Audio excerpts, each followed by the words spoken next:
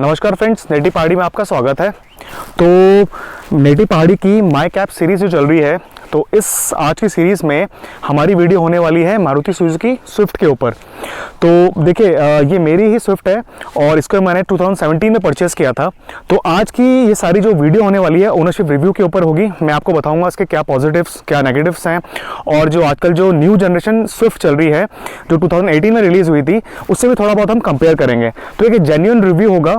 और मैं बताना चाहूँगा जो सेकेंड हैंड मार्केट है, जिसमें मैक्सिमम क्या होता है आजकल कि सेकेंड हैंड मार्केट में ही सारी गाड़ियाँ परचेज़ की जाती हैं। तो उस पर भी हम इसकी रीसेल वैल्यू के बारे में बात करेंगे, इसके पार्ट्स और कैसा इसका एक्सपीरियंस रहा है अभी तक का इस जर्नी का। तो बने रहिए हमारे साथ इस वीडियो में। और अभी तक अगर आपने नेटी पहाड़ी को सब्सक्राइब नहीं किया है तो प्लीज़ नेटी पहाड़ी को सब्सक्राइब कर लीजिए। और हियर वी गो। तो ये जो स्विफ्ट है ये आपका 2017 इस मॉडल की है और आपका VXI वेरिएंट है। तो इस वेरिएंट में उस समय मुझे डुअल एयरबैग्स मिले थे, ड्राइवर एंड को ड्राइवर साइज। और इसमें आपको बताऊं, जो इसमें आपका इंजन आता है वो आपका K सीरीज़ का इंजन है, K12। और आपका 1.2 लीटर का ये इंजन है, 4 सिलेंडर, 1197 सीसी का है। और सेम इंजन आपका जो न्यू जनरेशन आपकी जो स्विफ्ट है उसमें भी ये कैरी किया गया है। यानी कि जो आपका न्यू जनरेशन आजकल जो आपको स्विफ्ट दिखती है और इस वाली स्विफ्ट में सेम ही इंजन मिलता है। तो और मैं आपको इसमें बताऊं, उसमें जो पावर है वो आपकी रहती है अराउंड लाइक 84.3 PS की पावर है एट 6000 RPM पे, जो मेरे हिसाब से बहुत अच्छी पावर है। और आपका जो इसमें टॉर्क रहता है वो अराउंड रहेगा आपका 115 न्यूटन मीटर्स का एट 4000 RPM पे। तो पावर वाइज और इंजन वाइज ये जो स्विफ्ट है बहुत ही अच्छी है, बहुत ही रिफाइंड इंजन है इसका। कुछ इस तरह की इसकी फ्रंट प्रोफाइल है। यहाँ पर आपको सुजुकी की बैजिंग मिल जाती है। हेडलैम्प्स आपको नॉर्मल हैलोजन लैंप ही मिलते हैं। फिर बम्पर में ही आपके इंटीग्रेटेड आपके फॉग लैंप्स मिल जाते हैं क्योंकि ये VXI वेरिएंट है। और अगर आप यहाँ पर देखेंगे ORVM में ही आपका साइड इंडिकेटर्स भी आपको इंटीग्रेटेड मिल जाते हैं, जो आप मैनुअली इलेक्ट्रॉनिकली अंदर से मैनेज कर सकते हैं। तो देखिए कुछ इस तरह से इसकी साइड प्रोफाइल है। और अगर आप देखेंगे यहाँ पर हमें जो टायर्स मिलते हैं ये आपके 165/80 R14 टायर्स हैं। 14 इंच के आपको टायर मिल जाते हैं। और सेम आपका जो स्टेपनी भी है हमें 14 इंच की ही मिलती है। तो कुछ इस तरह से इसका देखिए साइड प्रोफाइल है, काफ़ी स्पोर्टी लुक ये देता है। तो इस समय मैंने जो ड्राइविंग सीट है अपनी हाइट के हिसाब से एडजस्ट करी हुई है। मेरी हाइट 5 फुट 10 इंच है। यहाँ पर मुझे प्रॉपर आपका हेड स्पेस मिल रहा है और जो आपके हेडरेस्ट है वो भी मेरी हाइट के अकॉर्डिंगली आपके सेट करे हुए हैं मैंने। तो ये इसमें मतलब बेस्ट पार्ट ये है कि आप ये अपने हाइट के हिसाब से अपने कंफर्ट के हिसाब से सेट कर सकते हैं। स्टीयरिंग का अगर मैं फीडबैक बताऊं तो काफ़ी कंफर्टेबल स्टीयरिंग लगता है मुझे इसका। और लेदर स्ट्रैपिंग इसमें करी गई है। एक चीज़ ये है इसमें कि सिर्फ आपको टेलीस्कोपिक नहीं मिलेगा, इसमें सिर्फ टिल्ट ही मिलता है। तो अपनी हाइट के हिसाब से मैंने ड्राइवर सीट एडजस्ट करी हुई थी। अब मैं पिछली सीट में आ गया हूँ। तो मेरे पास देखिए मतलब बहुत ही कम इतना मेरे पास लेग स्पेस बच रहा है। थाई सपोर्ट इट्स ओके, ज़्यादा उतना कंफर्टेबल भी नहीं है। हेडरूम मेरे पास ऑलमोस्ट इतना बच रहा है। और अब देखिए अगर मेरे ही साइज़ के अगर 2 लोग और बैठ जाएं तो कितना कोजी होकर बैठना पड़ेगा, जो एक प्रॉब्लम होती है यहाँ पर। लेकिन हालांकि एक छोटा सा बच्चा और मेरी मतलब हाइट का या मेरे से थोड़ा सा बड़ा वो लड़का भी बैठ सकता है थोड़ा सा, मतलब फिर भी मैं कहूँगा स्पेस कम ही रहेगी। बेस्ट पार्ट ये रहता है कि अगर इसमें 4 ही लोग अगर सफ़र कर रहे हों तो कंफर्ट रहेगा। लेकिन लॉन्ग डिस्टेंस में थोड़ा प्रॉब्लम हो सकती है क्योंकि बहुत ही कम आपके पास नी रूम है। इस तरह से इसकी रियर प्रोफाइल है। यहाँ पर आपको सुजुकी की बैजिंग मिल जाती है। क्योंकि VXI वेरिएंट है तो इसमें आपको डिफॉगर या फिर आपका रियर वाइपर वगैरह नहीं मिलता है। आपकी जो उसकी टेल लैंप्स हैं कुछ इस तरह से रहती हैं, like it's a kind of normal tail lamp only. और अगर मैं आपके इसकी बूट स्पेस की अगर मैं बात करता हूँ तो देखिए ये आपको पॉजिटिव ट्रे मिल जाती है। तो बूट स्पेस देखिए कितना कम है इसमें, जस्ट 205 लीटर का बूट स्पेस है, जो मेरे हिसाब से काफ़ी कम है। और स्पेशली मैंने ये नोटिस भी किया है कि अगर आप ज़्यादा लगेज के साथ जाना चाहते हैं तो काफ़ी प्रॉब्लम क्रिएट होती है। तो मेरे हिसाब से ओनली एक बड़ा लगेज और कुछ 1-2 बैग छोटे छोटे, वो भी लाइक हैंड बैग आप इसमें रख सकते हैं।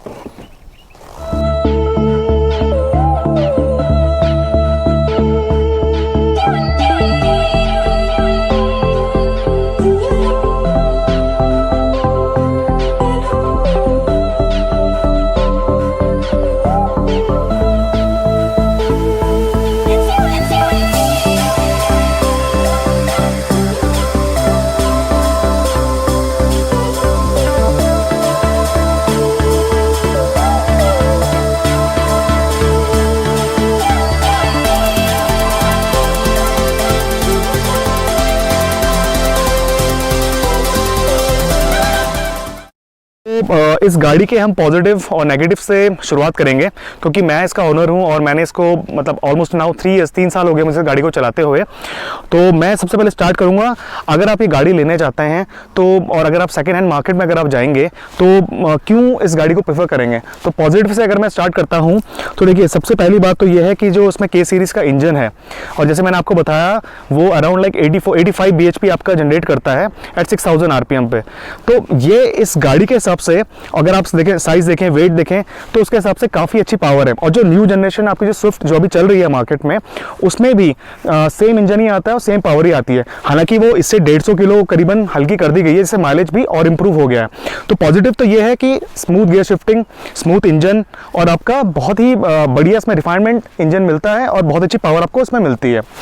तो और दूसरी अगर मैं बात करूँ उसकी पॉजिटिव्स की, तो वो ये है कि इसमें आपका जो माइलेज है, अब देखिए, क्योंकि मैं जहाँ रहता हूँ यहाँ पर हम इसको हिल्स में भी लेके गए हैं, तो हिल्स में जब मैं टूवर्ड्स अप अगर चढ़ता हूँ तो उसमें भी ये 13 to 15 kmpl इतना माइलेज मुझे देती है।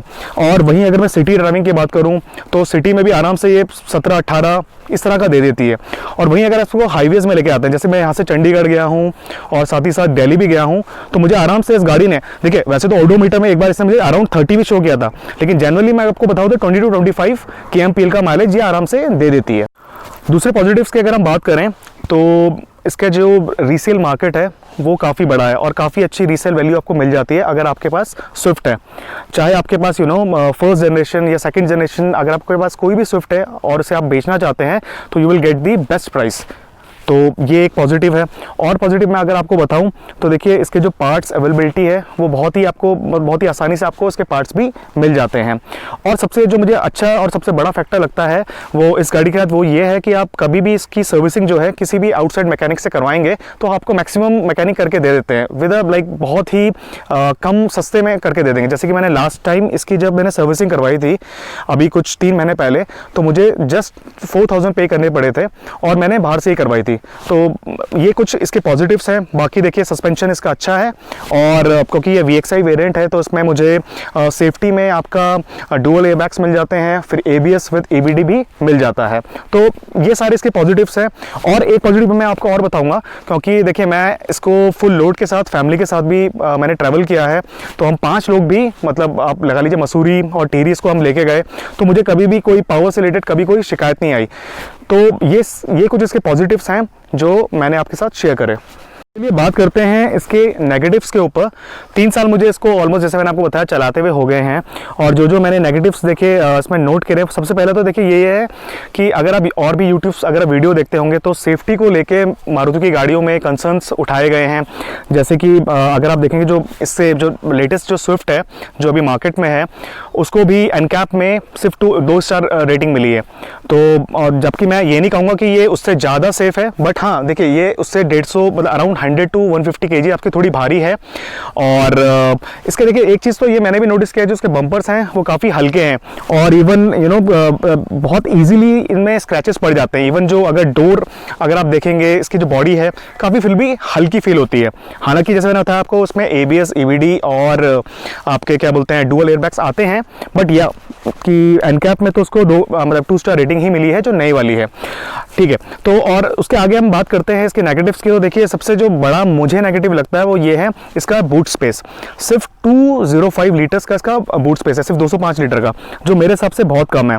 और कितने बार ऐसा हुआ कि जब मैं अपनी फैमिली के साथ कई बार जैसा कि क्या होता है कि हम लॉन्ग ट्रिप पे जाना चाहते हैं तो उतना ना लगेज हम कैरी नहीं कर सकते हैं।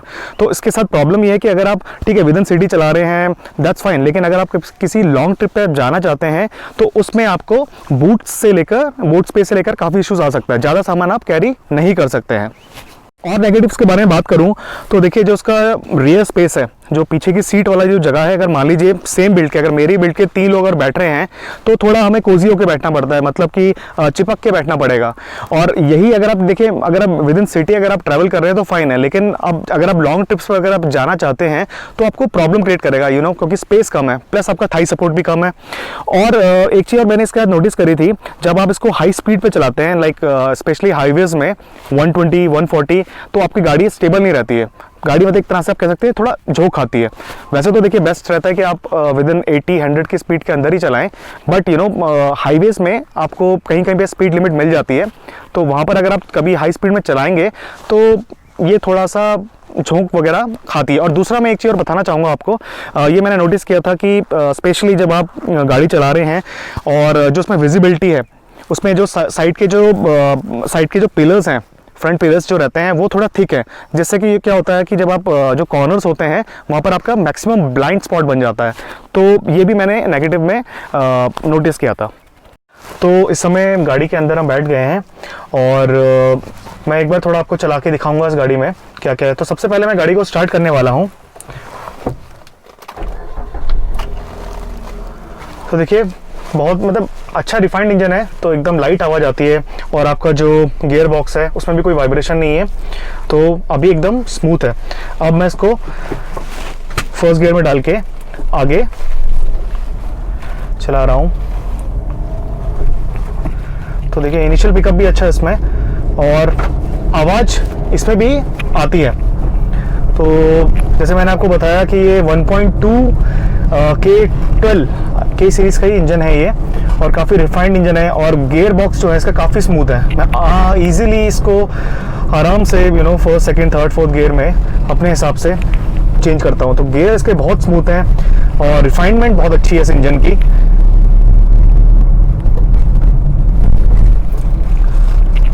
बॉडी रोल आपको इस गाड़ी में बहुत कम मिलेगा, क्योंकि ground clearance around like 170 mm के आसपास है।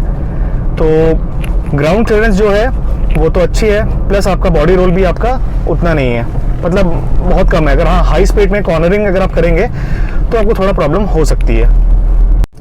इस समय 40 की स्पीड में चल रहा हूँ और थोड़ा सा स्पीड को तेज करेंगे, बढ़ाएंगे यहाँ पर।